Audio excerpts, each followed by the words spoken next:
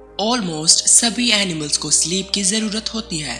Even के जो jellyfish जिसके अंदर ब्रेन नहीं होता है वो भी सोती हैं और स्लीपिंग के दौरान बहुत कम मूवमेंट करती हैं, लेकिन सोते वक्त जान का खतरा भी रहता है, जैसे कि शिकार हो जाना। इसलिए कुछ बर्ड्स और एनिमल्स एसिमेट्रिकली स्लीप करते हैं, जिसमें क्या होता है कि ब्रेन का कुछ हिस्सा स्लीप मोड में चला जाता है और बाकी हिस्सा एक्टिव रहता है। यह स्लीप ह्यूमंस में भी होती है, लेकिन ये स्लीप कैसे काम करती है? जैसा कि हम जानते हैं कि तमाम वर्टिब्रेट्स का ब्रेन 2 पार्ट्स में डिवाइडेड होता है, लेफ्ट हेमिस्फेयर और राइट हेमिस्फेयर। सोते वक्त दोनों पार्ट्स की एक्टिविटी सेम ही होती है, लेकिन एसिमेट्रिकल स्लीप के वक्त एक हेमिस्फेयर डीप स्लीप जबकि दूसरा हेमिस्फेयर लाइट स्लीप की पोजीशन में होता है।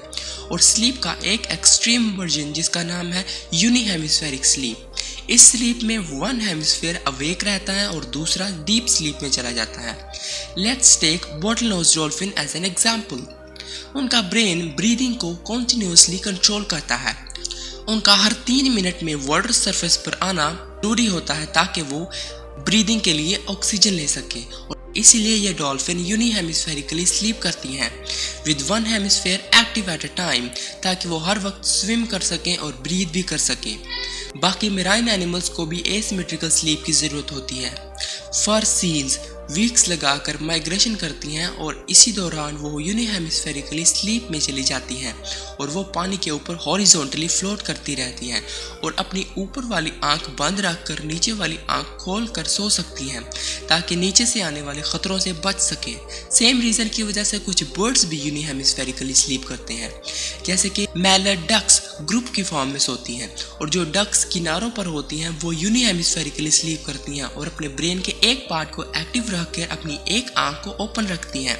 दूसरे माइग्रेटिंग बर्ड्स के बारे में बात करें तो 10 दिन के लिए नॉन स्टॉप फ्लाई करते रहना एक थका देने वाला काम है, इसलिए ये बर्ड्स भी यूनी हेमिस्फेरिकली स्लीप करते हैं।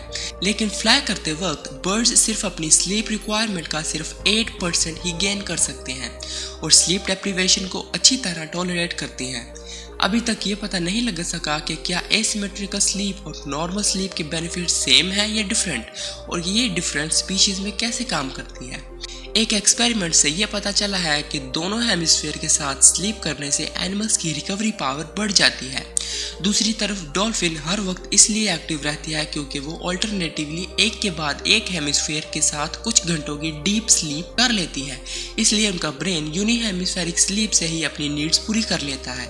लेकिन ह्यूमंस के बारे में क्या आपने कभी किसी न्यू प्लेस पर रात सोने के बाद सुबह उठकर टायर्ड फील किया है? ऐसा इसलिए कि आपका ब्रेन न्यू प्लेस पर सिर्फ लाइट स्लीप करता है। ऐसा देखा गया है कि लोग न्यू प्लेस पर बहुत मुश्किल से सो पाते हैं। 2016 में साइंटिस्ट ने फाइंड किया कि ह्यूमंस में ये जो फर्स्ट नाइट इफेक्ट है ये यूनी हेमिस्फेरिक स्लीप की एक टाइप है। रिसर्चर ने ऑब्जर्व किया कि न्यू प्लेस पर इंसान के ब्रेन का राइट हेमिस्फेयर डीप स्लीप जबकि left hemisphere lighter sleep experience करता है, और अगर कोई साउंड या म्यूजिक प्ले किया जाए तो लेफ्ट ब्रेन ज्यादा एक्टिविटी शो करता है as compared to the right hemisphere of our brain. इससे ये पता चलता है कि ह्यूमंस भी एनिमल्स की तरह निगरानी रखने के लिए एसिमेट्रिकली स्लीप करते हैं और ज्यादातर न्यू प्लेस पर बहुत कम सो पाते हैं। जब आप किसी न्यू प्लेस पर जाके सो नहीं पाते और कंटिन्यूसली मूव करते रहते हैं अपनी बॉडी को, तो इसका मतलब हरगिज ये नहीं कि आप मरने वाले हैं। बस इसका मतलब यही है कि आपका ब्रेन आपको अलर्ट रखने की कोशिश कर रहा है।